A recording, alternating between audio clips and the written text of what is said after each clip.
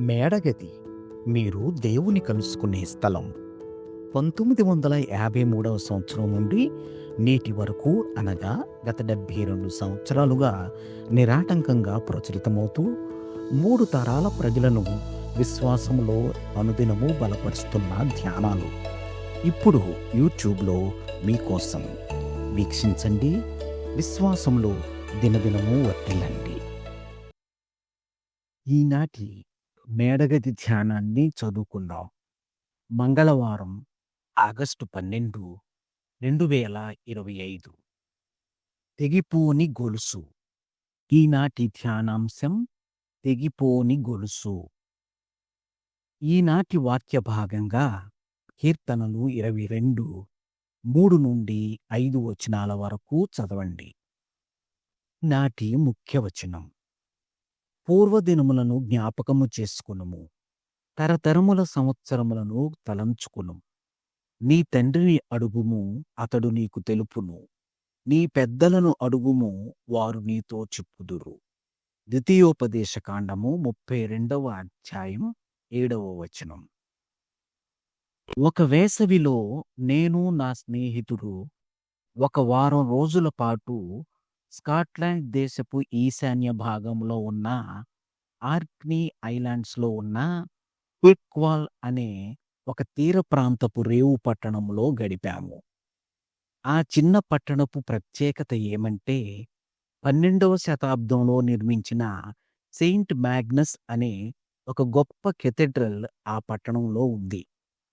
అది ఎర్న్ రోగ్నాల్డ్ అనే ఒక నార్వే దేశపు ప్రముఖ దైవ సేవకుడు నిర్మించాడు. ఆదివారం నాడు మేము ఆ కెథెడ్రల్లో ఆరాధనకు హాజరయ్యాము. ఆ పెద్ద చర్చి ఆరాధికులతో ఇంచుమించు నిండిపోయింది.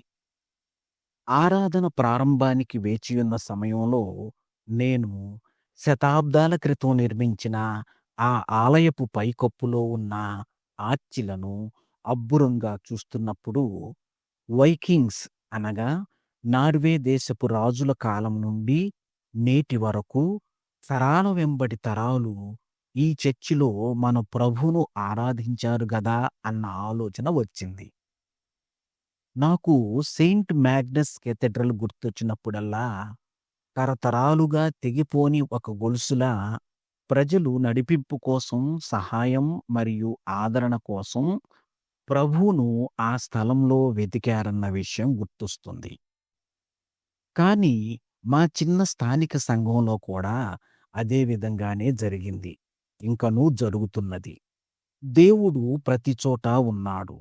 మనం కూడుకున్న చోటు అది పెద్దదైనా లేక చిన్నదైనా, ప్రముఖమైనదైనా లేక అనామకమైనదైనా, మనమందరము కలిసి అక్కడ ప్రభువును వెతుకుతాము. అట్లే ప్రభువు కూడా మనకు అందుబాటులో ఉంటాడు. నేటి ధ్యానం: దేవుణ్ణి అనుసరిస్తూ సువార్తను పంచుకుంటున్న తెగిపోని గొలుసు వంటి సాక్షుల సమూహంలో నేను ఒక భాగాన్ని. ప్రార్థన: ప్రియ తండ్రి, తరతరాలుగా తమ తోటివారికి నీ సువార్తను పంచుతున్న నీ విశ్వాసుల పట్ల నీవు కలిగియున్న కృప మరియు ప్రేమలకై నీకు కృతజ్ఞతలు. యేసునామములో ప్రార్థిస్తున్నాము తండ్రి, ఆమేన్.